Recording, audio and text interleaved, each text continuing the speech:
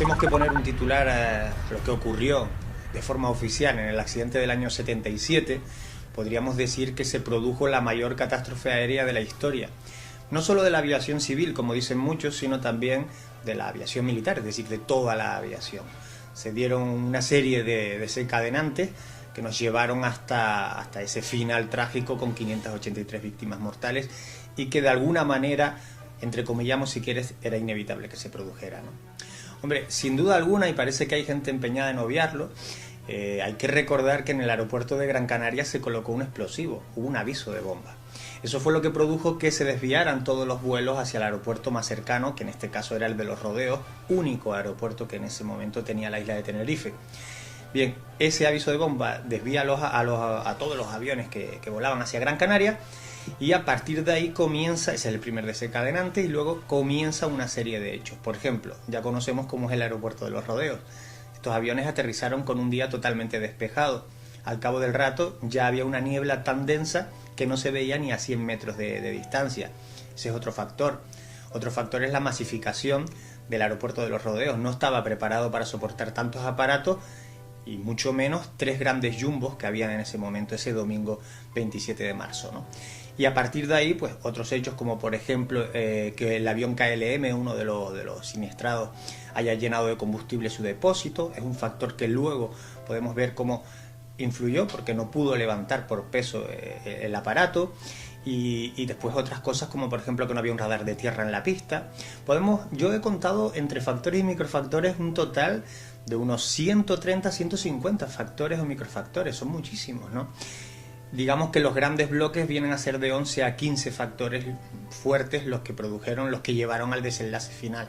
Siempre me preguntan, si quitamos uno de esos factores, ¿se hubiera evitado? Probablemente no. Es lo que suelen decir algunos, los viejos del lugar, dice eso estaba escrito, ¿no? De alguna manera. A mí me llamaba la atención que hasta ahora, el libro este va a cumplir un año ahora, en 36 años, 37 en este momento, no se hubiese escrito jamás un libro sobre la mayor tragedia aérea de la historia. Era sorprendente, ¿no? Yo me lo encontré ese dato por casualidad. Yo empecé a escribir una novela, no un ensayo periodístico. Y al escribir la novela, de alguna manera el libro me dice que esa no era la forma de contar una historia que no se había contado. Es cuando paro la novela y empiezo a reescribir y empiezo a poner los datos, toda esa información que nadie había plasmado en papel. Eso es un dato curioso. Algún dato, algún apunte, en alguna serie de televisión se había hecho una reseña, pero poco más, ¿no? Lo que me lleva es precisamente eso, a poder enseñar, quizá por esa deformación periodística, enseñar algo que las nuevas generaciones desconocen.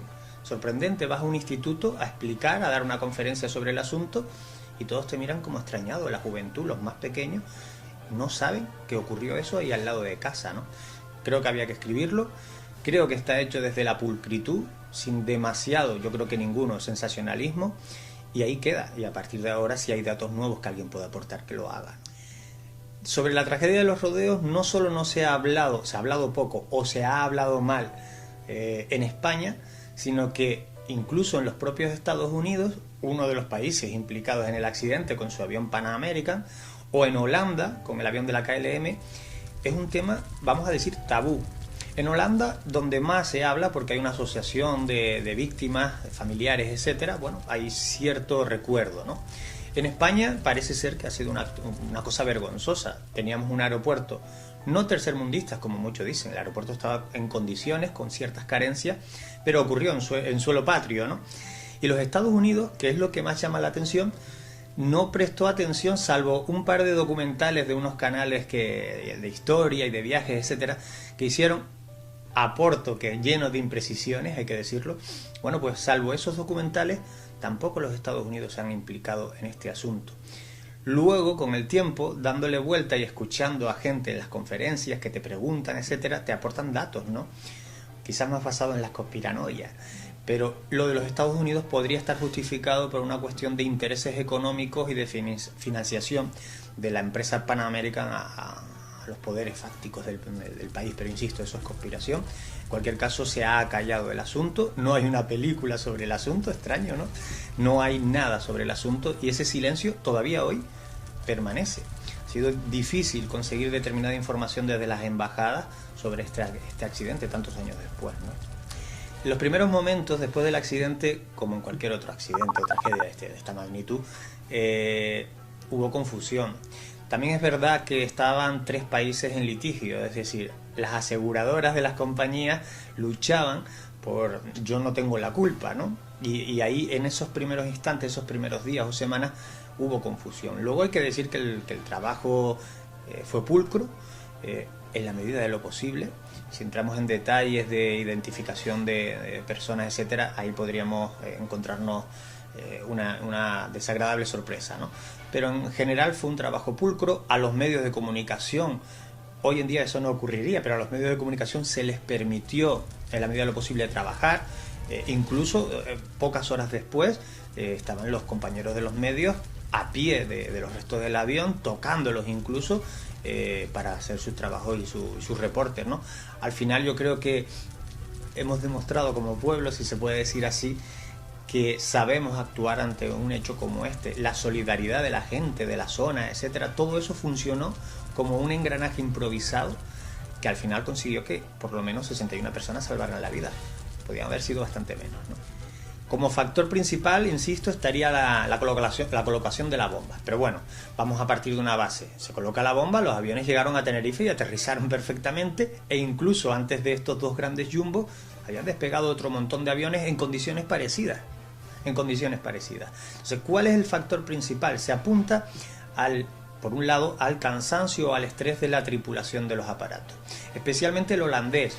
El comandante Van Santen, que era quien pilotaba el avión KLM, el que despega sin una orden clara de permiso, un permiso para despegar. Bueno, pues este hombre tenía que cumplir un cupo de horas. Para quien no conozca el dato, las compañías aéreas tienen que cumplir un cupo de horas. Si lo rebasan, están obligados a descansar, a parar el vuelo, toda la tripulación y todo el pasaje alojado además en el suelo donde se encuentre.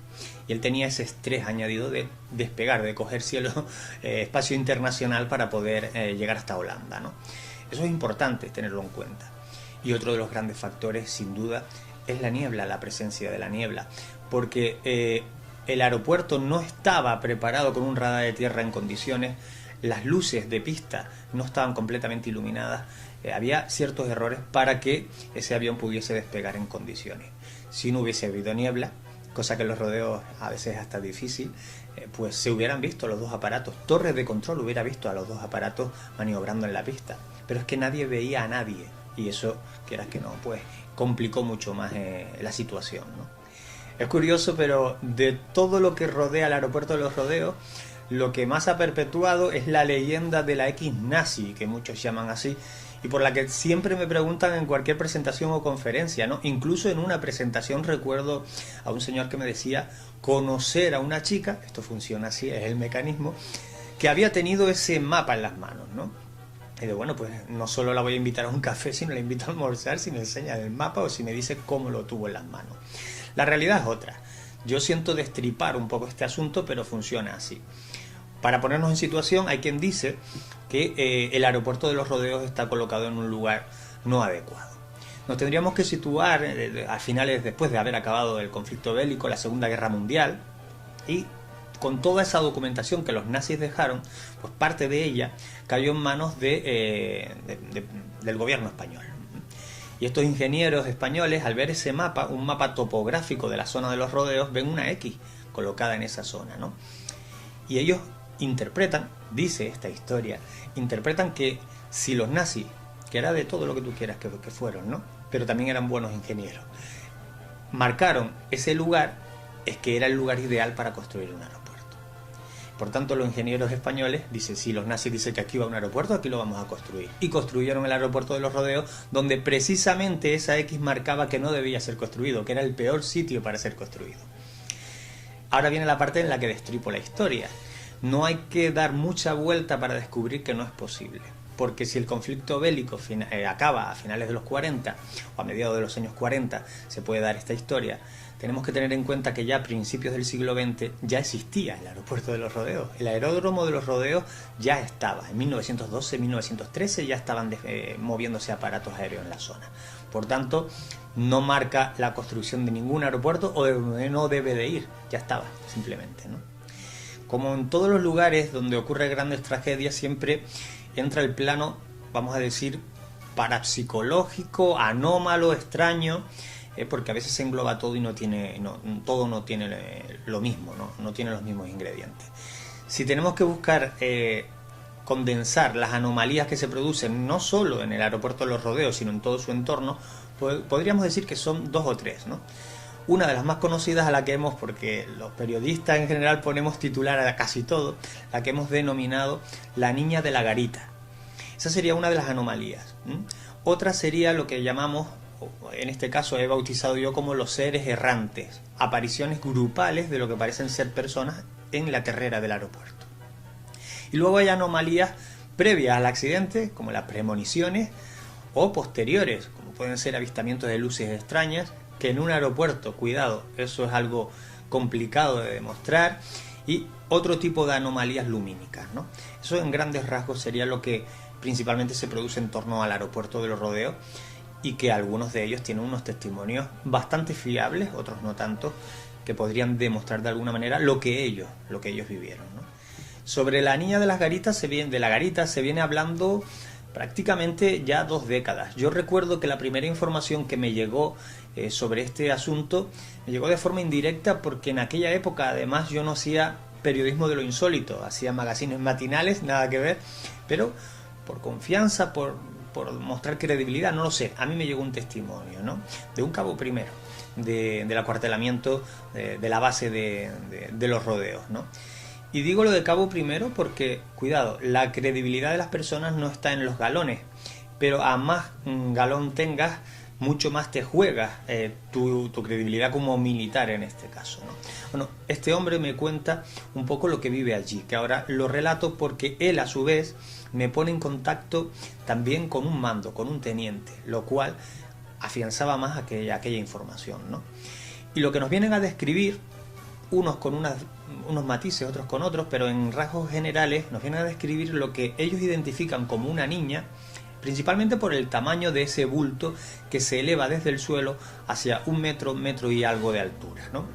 Lo identifican como una niña por eso, por ese tamaño, que se desplaza por una zona muy concreta del acuartelamiento de Las Raíces, que es el que está subiendo por la carretera de la Esperanza a mano derecha, entre los eucaliptos. Bueno, pues en su parte más baja da justo con el borde de la zona de Los Rodeos, la zona militar de Los Rodeos. Pues ahí hay una garita que cuando estaba en servicio, que ya no lo está, determinadas veces se aparecía esta niña. Pero no solo en este punto, sino en otros puntos por donde los militares iban a hacer deporte, iban a correr a primera hora de la mañana o a primera hora de la noche, ¿no? Después han llegado otras descripciones donde se le añade pues una maleta, un osito. Este tipo de cosas ya sabemos que hay que cribarlas, hay que hacer una criba porque forma parte de ese subconsciente, la gente al final, pero en esencia la descripción es como una masa gaseosa, que se eleva, insisto, desde el suelo sin llegar a tocarlo y que aparece y desaparece, incluso en ocasiones interactuando con la persona que lo ha visto. ¿De qué manera? Interactuando desde el momento que haces un espaviento para que se mueva, desaparece. Desde que haces por ir a tocarlo, se desvanece. Es una forma de interactuar, ¿no? En esencia esto sería el fenómeno de la niña de la garita, con testimonios incluso recogidos ante cámaras de militares que van a hacer la guardia y que se niegan a hacerla allí, prefieren ser arrestados antes de hacer la guardia en ese punto, ¿no? Se sigue dando ese fenómeno en esa zona de Los Rodeos. En el aeropuerto de Los Rodeos, cuando hablamos de fenómeno ovni, hay que tener cuidado porque si la persona que es testigo de ese fenómeno, de esa anomalía, no está habituada al tráfico aéreo, puede confundir la aproximación de un avión o cómo se aleja un avión en un momento dado, o un avión que esté dando vueltas sobre Anaga para esperar tiempo de entrada.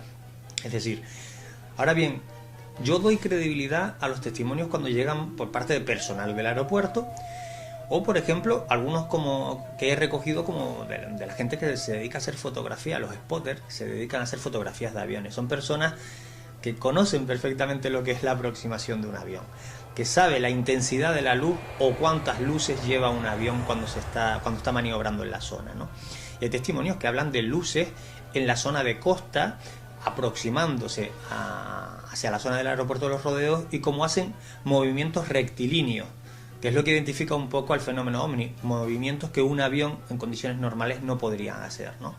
Y luego otro fenómeno ovni, entrecomillamos, o lumínico, que se da casi a ras del suelo. Es decir, estamos hablando de pequeñas pelotitas, el tamaño de una pelotita de golf, a veces un poquito menos, incandescentes, que se desplazan a toda velocidad, prácticamente a ras de suelo, en la zona militar de Los Rodeos, para que nos entendamos coloquialmente, por donde guardan los helicópteros, en esa zona, ¿no? Y militares haciendo maniobras o preparando maniobras en esa zona han podido ver este fenómeno, que no corresponde a ninguna linterna por la velocidad ni a ningún tipo de luz de pista. Es otra cuestión, es otra cosa, ¿no? Sobre el accidente de Los Rodeos, una de las mayores conspiraciones que se le ha puesto ahí como etiqueta puede ser la del uranio. Cuidado, la presencia de uranio empobrecido es real. Eso nadie lo puede dudar, básicamente porque lo hemos tenido delante. La conspiración viene de cómo llegó el uranio a esos aviones. Esa es una historia que cada vez que la cuento, o que toca escribirla en algún lado, es de lo que más sorprende, y que se aleja de lo parapsicológico, porque es real, es palpable, ¿no? ¿Cómo es posible que hubiese uranio empobrecido en los aviones? Primero. Segundo, ¿hacia dónde iba ese uranio? ¿Y qué peligro puede tener que ese uranio haya entrado en combustión a esos grados? Hoy en día, ¿qué consecuencias tiene? Son un montón de incógnitas, ¿no? Lo primero que yo hice para preparar pues, este libro es ponerme en contacto con la compañía Boeing, a ver, porque ya había escuchado hablar de que ese uranio podía formar parte del fuselaje de los aviones. Bien. Teoría de la conspiración, más allá de la Boeing. Lo que apunta la teoría de la conspiración es que el avión norteamericano llevaba un alijo, insisto, conspiración, en el avión de unos 300 kilos de uranio empobrecido, porque ese avión luego iba a continuar su vuelo y a hacer escala en Sudáfrica, justo en un momento en el que el conflicto bélico internacional estaba acentuado y podía servir para construir armas. De hecho, el uranio empobrecido sirve para eso. Bien, claro, aquello sonaba muy fuerte, ¿no? Contacto con la Boeing, y la Boeing lo que me ratifica es que el fuselaje del avión, pero no solo del americano, también del holandés, llevaba uranio empobrecido, porque antes, en la década de los 70, se ponía uranio empobrecido en los planos del avión para conseguir ligereza del aparato y además a bajo coste, ¿no? Eso justifica ya la presencia del uranio. Pero claro, ahora vamos a meterle aquí hombres de negro, o sea, una serie de ingredientes reales, ¿no? Si me permite, te voy a contar una breve historia, porque cuando ya se produce el accidente, los restos del avión, gran parte de esos restos, no todos, se van a un almacén que hay en la cuesta. Y ahí se almacenan, un almacén de chatarra. Bueno, hay un hombre, el profesor Cabrera, que en esa época trabajaba fundiendo la plata, trabajando la plata, va a ese almacén pues a buscar material para su trabajo. Y a él le llama la atención como un operario de la zona pues estaba con una radial cortando material, y esas chispas que echaba la radial le llamó la atención. Él identificó, como, porque es un experto, como que podía ser algo extraño o uranio, ¿no? Tanto hizo que se compró 300 kilos de ese material, de todos esos hierrajos que había ahí, se los llevó para su casa, ¿no? Bien, había comprado uranio, ¿no? Un uranio que después le fue requisado. Un uranio que incluso hizo un itinerario pasando por suelo peninsular, viajando al final hasta los Estados Unidos, con amenazas del propio gobierno que se lo requisó, que no le pagó. Bueno, hubo ahí una serie de hombres extraños que le requisaron todo lo que hubo y le registraron lo demás. Hace unos años, para una serie que hicimos, bueno, un equipo amplio con la que colaboramos, que era la serie Fenómena, pues se hizo una entrevista a este hombre y todavía tenía en un bote una pequeña muestra de ese uranio empobrecido. Se le hicieron las mediciones incluso, y uranio empobrecido en toda regla, ¿no? Creo que por culpa de ese reportaje luego también se lo requisaron, pero en cualquier caso, para que veamos a las claras cómo ese uranio se estuvo ahí presente, nos queda la duda de qué efectos puede producir el uranio empobrecido a esas temperaturas y si todavía hoy en día hay radiación importante en la zona. Debemos decir una cosa, no sabemos si la hay, entendemos que no, porque no ha habido casos de muerte más o menos extendidas en el lugar, pero no lo sabemos porque ningún organismo público se ha, puesto las pilas para hacer esa medición. Nadie se ha implicado en ese asunto y no se ha hecho una medición seria en toda la pista de Los Rodeos, ¿no? Ahí dejo el dato, pero como conspiración lo del uranio yo creo que se lleva la estrella, ¿no? Para conocer el hecho histórico en sí, de lo que ocurrió el 27 de marzo de 1977 en los rodeos, yo creo que lo primero es acceder al informe oficial. Yo lo recojo en el libro, recojo testimonios de supervivientes, de gente que estuvo allí viéndolo, pero también recojo los datos del informe. Leyéndose el informe oficial podemos entender la magnitud de la historia y los datos. Esos datos no se pueden tocar, son los que son, están contrastados, ¿no? Ahí podríamos entender cuál fue la magnitud del accidente. Luego, las dimensiones que cogió y cómo caló en el subconsciente colectivo, etcétera, quizás sea más difícil de palparlo, porque todo el mundo tiene una historia del accidente de los rodeos dentro. Cada cual lo vivió de una forma distinta o lo ha escuchado de una versión diferente. Por eso digo que siempre que me toca hablar de este tema, digo, hay un accidente de los rodeos para cada persona que lo recuerda o se lo han contado. De cualquier modo hay que decir, yo siempre saco una lección positiva de todo, o lo intento. Esta desgracia también la tiene, y es quedarnos con la solidaridad del pueblo, insisto, que fue capaz de forma instintiva de subir por esa terrera del aeropuerto, de coger cuerpos ensangrentados sin saber quiénes eran, y muchos de ellos llevarlos en su propio coche a un hospital o meterlos en su casa para lavarlos, asearlos, curarlos. Esa yo creo que forma parte de nuestra forma de ser. Esto ocurre, yo siempre lo digo, en otro país quizás, no vamos a dar nombre, pero en algún país de Occidente, etcétera, y a lo mejor no se salvan 61 personas. Me quedo con ese dato y recordarlo como la mayor tragedia aérea de la historia, que ojalá siga siéndolo para el resto de nuestros días. Significará que no se ha producido nunca más un accidente de esa magnitud, ¿no?